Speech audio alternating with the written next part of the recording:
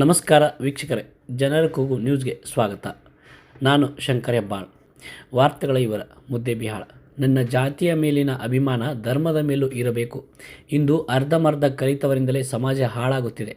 ಯುವಕರು ಭಾರತ ಮಾತೆಯನ್ನು ಎದೆಯಲ್ಲಿಟ್ಟು ಪ್ರೀತಿಸಬೇಕೇ ಹೊರತು ಯಾರನ್ನೂ ಪ್ರೀತಿಸುವುದಕ್ಕೆ ಅಲ್ಲ ಎಂದು ತಾಳಿಕೋಟೆ ಕಾಸ್ಕತೇಶ್ವರ ಮಠದ ಸಿದ್ಧಲಿಂಗ ದೇವರು ಹೇಳಿದರು. ಪೂರ್ಣ ತಿಳ್ಕೊಂಡವ್ರು ಯಾವತ್ತೂ ಇನ್ನೊಬ್ಬರ ಬಗ್ಗೆ ಬೈದಿಲ್ಲ. ಅರ್ಧಂಬರ್ಧ ಏನ್ ತಿಳ್ಕೊಂಡವ್ ಅವರಿಂದ ಸಮಾಜ ಹಾಳಾಗ್ತಾ ಇದೆ. ನಿಜವಾದ ಹಿಂದೂ ಸಮಾವೇಶ, ನಿಜವಾದ ಹಿಂದುತ್ವ ಯಾವಾಗ ಜಾಗರಣೆ ಆಗ್ತೈತಿ ಅಂದ್ರೆ ಒಂದು ತೆಲಗಿಟ್ಕೊಂಡ್ಬಿಡಿ. ಯಾವಾಗ ಈ ಎದೆ ಏನ್ ದೇವರು 3 ಇಂಚ್ ಎದೆ ಕೊಟ್ಟಾನ, ಈ ಎದೆಯೊಳಗ ಯಾವಾಗ ಏನ್ ಹುಡುಗರು ನೋಡಿ ಅಂತಿರ್ತಾವ, ಏನ್ ನೀ ಕೇಳು ನಿನಗ್ ಚಂದ್ರಮ ತಂದು ಕೊಡ್ತೀನಿ ಅಂತಾವು. ಅವು ನೋಡಿ ಅವು 22-20 ವಯಸ್ಸು ಅವು ಗಟ್ಟಿಯಾಗಿದ್ವು ಅಂತೂ ಅವು ಇರಂಗ ಇಲ್ಲ. ಅವು ನೆಲದ ಮ್ಯಾಗ ಹಾರಾಡ್ತಿರ್ತಾವ ಮ್ಯಾಗ. ಅವು ಗಟ್ಟಿ ಆದಾಗ ದೇವ್ರ ಬ್ಯಾಡ, ಮಠ ಬ್ಯಾಡ, ಗುಡಿ ಬ್ಯಾಡ, ಸಮಾವೇಶ ಬ್ಯಾಡ. ಮತ್ ಗಟ್ಟಿಯಾಗಿ ಮದುವೆ ಆಗಿ 2 ವರ್ಷ ಆಯ್ತು ಅಂದ್ರ ಮಠ ಬಿಟ್ಟು ಅಲ್ಲಾಡಂಗಿಲ್ಲ. ಒಟ್ಟ ಅಲ್ಲಾಡಂಗಿಲ್ಲ. ಮಠ ಬಿಟ್ಟು ಹೋಗಿ ಕೇಳ್ಬೇಕು. ಅವಕ್ಕ ಏನು ಗಟ್ಟಿ ಆದಾಗ ಒಟ್ಟ ನೀ ಏನ್ ನೆಲದ ಮ್ಯಾಗ ಇದ್ದಿದ್ದಿಲ್ಲ, ಈಗ 2 ವರ್ಷ ಆಗೈತಿ ಒಟ್ಟ ಮನೆಗೆ ಹೊಂಟಿಲ್ಲಲ್ಲ ಅಂದ್ರ ಅವ ಬಾಳ ಚಂದ ಉತ್ತರ ಕೊಡ್ತಾನ. ಅಜ್ಜರ ಒಮ್ಮೆ ಮೋಸ ಹೋದ ಜಾಗಕ್ಕೆ ಮತ್ತೊಂದು ಹೋಗ್ಬಾರ್ದಂತ, ಒಮ್ಮೆ ಬಿದ್ದದ ನನ್ನ ಕುತ್ತಿಗೆ ಮತ್ತೊಮ್ಮೆ ಹೋಗ್ಬಾರ್ದಂತ. ನಾವು ಇವು ಗಟ್ಟಾಗಿದ್ದು ಇರ್ತಾವ ನೋಡಿ. ಚಂದ್ರನ ತಂದು ಕೊಡ್ತೀನಿ ನಿನಗಂತಿರ್ತಾವ. ಅಕ್ಕಿ ಅಂದ್ಲು ಚಂದ್ರ ಕೊಡೋದೇನ್ ಬೇಡ, ನಿಂದೇನ್ 2 ಎಕರೆ ಐತಿ ಅದ್ರನಾಗ 1 ಎಕರೆ ಹಚ್ಚಿ ಬಿಡಂಗ್ಲಕ್ಕೆ. ಎದೆ ಇರುವುದು ಏನಕ್ಕ? ಯಾವಾಗ ನಮ್ಮ ಯುವ ಜಾಗೃತೆ, ಯುವ ಸಮಾವೇಶ, ಯುವಕರು ಈ ಎದೆ ಇರುವುದು ಯಾರನ್ನೋ ಪ್ರೀತಿಸಲಿಕ್ಕಲ್ಲ, ಈ ಎದೆ ಇರುವುದು ಭಾರತ ಮಾತೆಯನ್ನ ಪೂಜಿಸಲಿಕ್ಕೆ ಅಂತ ಬದುಕ್ತಾರಲ್ಲ, ಅವಾಗ ನನ್ನ ಸಮಾಜ ಬದಲಿಕ್ಕೆ ಸಾಧ್ಯ ಐತಿ. ಯಾವಾಗ ನನ್ನ ಸಮಾಜ ಬದಲಾಗಕ್ಕೆ ಸಾಧ್ಯ ಐತೆ ಅಂದ್ರೆ ಸುಮ್ಮನೆ ಈಗೇನು ಹುಡುಗರು ಪಟಾಕ್ಷಿ ಹೊಡೆದು ನೀವು ನೋಡಿದ್ರಿ, ನೀವು ನಂಬಲ್ಲ. ಇಡೀ ಕರ್ನಾಟಕದಾಗ ದೀಪಾವಳಿಗೆ ಎಷ್ಟು ಪಟಾಕ್ಷಿ ಹೊಡಿತಾರ. ಪಟಾಕ್ಷಿ ರೊಕ್ಕ ಉಳಿಸಿದ್ವಿ ಅಂದ್ರೆ 1 ತಿಂಗಳು ಬೇರೆ ದೇಶದ GDP ಆಗುತ್ತೆ. ತೆಲಾಗಿರ್ಲಿ ನಿಮ್ಗೆ. ಬೇರೆ ದೇಶದ 1 GDP ಈಕ್ವಲ್ಸ್ ಟು ದೀಪಾವಳಿಯಾಗ ಹೊಡಿಯೋ ಪಟಾಕ್ಷಿ ರೊಕ್ಕ ನಮ್ಮ ದೇಶದಲ್ಲಿದೆ. ನಮ್ಮ ದೇಶ ಬಡವ್ರು ಅಂತೀರಾ ನೀವು? ಒಂದೇ ಸಂಕಲ್ಪ ಮಾಡ್ಕೋರಿ, ಯಾರನ್ನೂ ಟೀಕಿಸಬಾರ್ದು, ಯಾರಿಗೂ ಬೈಯುವುದು ಬೇಡ, ಯಾರನ್ನೂ ಟೀಕಿಸುವುದು ಬೇಡ. ಆದ್ರೆ ನನ್ನ ಆಚರಣೆ ಏನಿದೆ, ನನ್ನ ಧರ್ಮದ ಸಿದ್ಧಾಂತ ಏನಿದೆ ಅದನ್ನ ಒಂದು ತಿಳ್ಕೊಂಡ್ರೆ ಸಾಕು.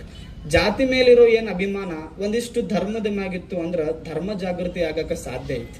ಯಾವಾಗ ಧರ್ಮ ಎಚ್ಚೆತ್ಕೊಳ್ತೈತಿ ಅಂದ್ರೆ ಏನು ಧರ್ಮ ಅಂದ್ರೆ ಏನು ನಿಜವಾದ ಧರ್ಮ ಅಂದ್ರೆ ಯಾವ ನಿಜವಾದ ಧರ್ಮದಲ್ಲಿ ಆಚರಣೆಗಳು ಶುದ್ಧವಾಗಿವೆಯೋ ಅದೇ ನಿಜವಾದ ಧರ್ಮ. ಇನ್ನೊಬ್ಬರ ಮನೆ ಬೆಳವಣಿಗೆ ನೋಡಿ ಉರ್ಕೊಳ್ಳಾರ್ದವ, ಇನ್ನೊಬ್ಬರು ಬೆಳೆದಾಗ ಕಾಲು ಎಳೆಯಲಾರ್ದವ, ವಿಷ ಹಾಕಿದವರಿಗೂ ಅಮೃತ ಹಾಕಿದವ, ಅವಮಾನಿಸಿದವರಿಗೂ ಸನ್ಮಾನಿಸಿದವ, ಇವ ಹಾಳಾಗ್ಲಿ ಅಂದವನಿಗೂ 100 ವರ್ಷ ಬದುಕಿ ಅಂದವನೇ ನಿಜವಾದ ಹಿಂದೂ. ಇಷ್ಟ ಬದುಕ್ಬಿಡಿ ಸಾಕು. ನೀವೇನ್ ವೇದಗಳು ಓದೋದು ಬೇಡ, ಉಪನಿಷತ್ತುಗಳು ಓದೋದು ಬೇಡ, ಗೀತವನ್ನ ಅಭ್ಯಾಸ ಮಾಡೋದು ಬೇಡ. ಸದಾ ಈ ಪ್ರೀತಿ ಈ ಎದೆ ಒಳಗೆ ಒಂದಿಷ್ಟು ಪ್ರೀತಿ ಇರ್ಲಿ, ಈ ತಲೆಯಾಗ ಒಂದಿಷ್ಟು ಚಲೋ ವಿಚಾರಗಳಿರ್ಲಿ. ಬದುಕು ಯಾರೇ ದ್ವೇಷ ಮಾಡ್ಲಿ ನಮಗ, ನೀ ಆರಾಮಿರಪ್ಪ ಪ್ರೀತಿಯಿಂದ ಅಂತ ಬಯಸಿ ಬಿಡ್ರಿ. ನಿಮ್ಗಿಂತ ಜಗತ್ತೊಳಗೆ ಯಾವ ದೊಡ್ಡವಾಗಂಗಿಲ್ಲ. ನಾ ಸತ್ತರು, ನನ್ನ ಮನೆ ಮುರಿದರು, ನನ್ನ ಗಾಡಿ ಗುಜರಿ ಸೇರಿದರು, ನನ್ನ ಭಾರತ ಮಾತೆಯ ಧ್ವಜ ಮೇಲ್ ಹಾರುತ್ತಿರಲಿ ಅಂತ ಹೇಳಿ ನನ್ನ ಮಾತು ಮುಗಿಸ್ತೀನಿ. ಶರಣ.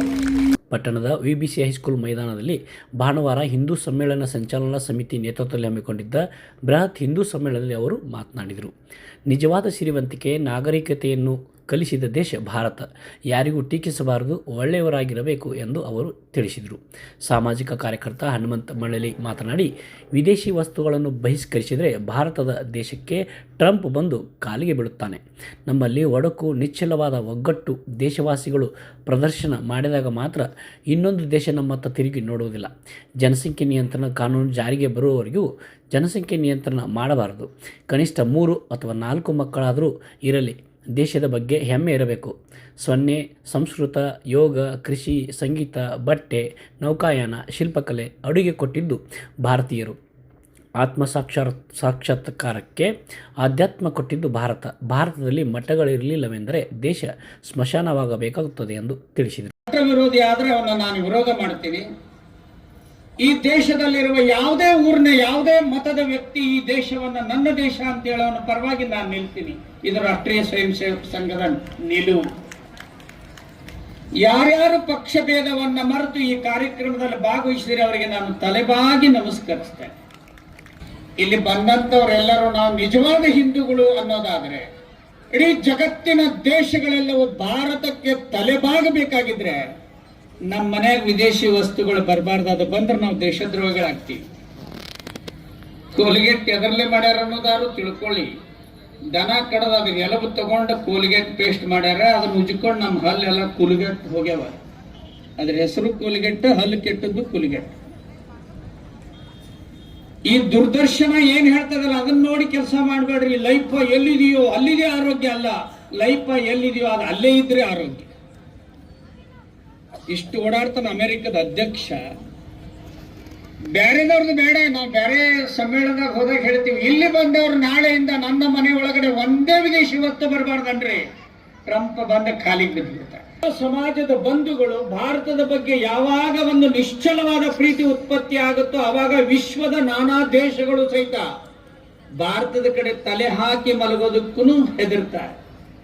ಎಲ್ಲಿದಾವ ಯಾರಿಗೂ ಮಕ್ಕಳಿರ್ಲವೋ ಮನೆ ತುಂಬಾ. ಇಲ್ಲಿ ಕೂತವ್ರು ಬೇಕಾದ್ರೆ ಹಿರಿಯರನ್ನ ಕೇಳ್ರಿ, ನಿಮ್ಮ ಹಿರಿಯರು 60-70 ವರ್ಷ ಆದವ್ರು ಕೇಳ್ರಿ, ನಿಮ್ಮವ್ಗೆ ಎಷ್ಟು ಮಂದಿ? 11 ಮಂದಿ, 9 ಮಂದಿ, 8 ಮಂದಿ ಅಷ್ಟ ಪುತ್ರ, ಸೌಭಾಗ್ಯವತಿ ಭವ ಅಂತ ಹೇಳ್ತಿದ್ರು. ಅವ್ರು ಎತ್ತಾಗಿಂದ ತಂದ್ರು, ನಾವಿಬ್ರು ನಮಗಿಬ್ರು, ಆರ್ತಿಗೊಬ್ಳು ಕೀರ್ತಿಗೊಬ್ಳು, ಆಮೇಲೆ ನಾವಿಬ್ರು ನಮಗಿಬ್ರು ಹೋಯ್ತು, ಈಗ ನಾವಿಬ್ರು ನಮಗೊಬ್ರು ಬಂದತಿ, ಮುಂದೆ ನಾವಿಬ್ರು ನಮಗ್ಯಾಕೆ ಇನ್ನೊಬ್ರು ಅಂದ್ರೆ ಭಾರತ ಬಂಜರಾಗ್ತದೆ. ಇರ್ಬೇಕು, 1 2 3 4 ಇರ್ಬೇಕು. ದೇಶದಲ್ಲಿ ಒಂದೇ ಕಾನೂನು ಬರೋವರೆಗೂ ಕೂಡ ಹಿಂದೂಗಳು ಜನಸಂಖ್ಯೆ ನಿಯಂತ್ರಣವನ್ನ ಮಾಡಬಾರ್ದು. ಈಗ 2 ಇದ್ರೆ 3 ಮಾಡ್ರಿ, 3 ಇದ್ರೆ 4.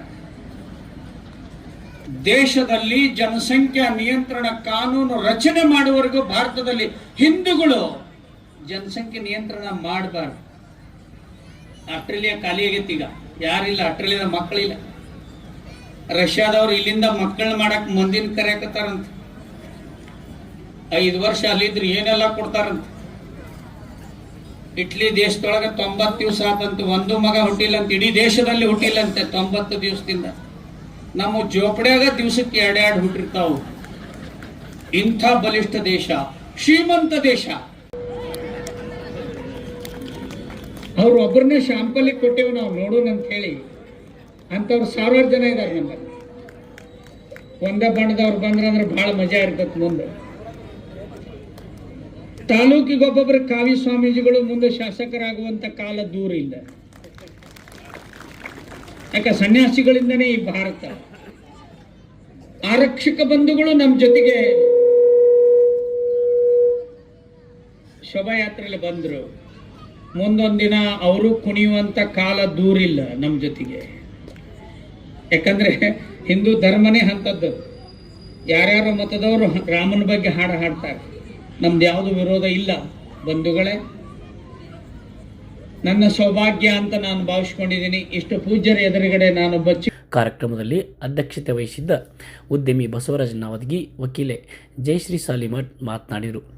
ಗುಂಡಕನಾಳದ ಗುರುಲಿಂಗ ಶಿವಾಚಾರ್ಯರು, ಯಂಗಂಚಿಯ ಅಭಿನವ ರುದ್ರಮುನಿ ಸ್ವಾಮೀಜಿ, ತುಂಬುಗೆಯ ಮಹಾಂತಲಿಂಗ ಸ್ವಾಮೀಜಿ, ಪಡೇಕ್ನೂರದ ಮಲ್ಲಿಕಾರ್ಜುನ ಸ್ವಾಮೀಜಿ, ಡವಳಿಗೆ ಗಣಮಠೇಶ್ವರ ಸ್ವಾಮೀಜಿ, ಮುದ್ದೇಬ್ಯಾಳ ಹೊಸಮಠದ ಅಮರೇಶ್ವರ ದೇವರು, ಶರಣ ಸೋಮನಳದ ಮಹದೇವಯ್ಯ ಶಾಸ್ತ್ರಿಗಳು, ಲೋಟಗಿರಿಯ ಗುರುಮೂರ್ತಿ ಕನಕಾಲಮಠ್, ಕೌಡಿಮಟ್ಟಿಯ ವೇದಮೂರ್ತಿ ಬಸವಪ್ರಭು ಹಿರೇಮಠ್, ಜಮಲ್ದಿನಿಯ ಸಿದ್ಧಾರೂಢ ಸ್ವಾಮೀಜಿ, ನಲ್ಲತೋಡ ಪಂಪಾಪತಿ ಸ್ವಾಮೀಜಿ, ಕುಂಚಗನೂರದ ರಂಗನಾಥ್ ಸ್ವಾಮೀಜಿ, ವೇದಮೂರ್ತಿ IB ಹಿರೇಮಠ್, ಮಿನಿಜ್ಗಿಯ ಸೋಮಶೇಖರಯ್ಯ ಹಿರೇಮಠ್ ಸೇರಿದಂತೆ ವಿವಿಧ ಸಮಾಜದ ತಾಲೂಕು ಅಧ್ಯಕ್ಷರುಗಳು ಇದ್ದರು.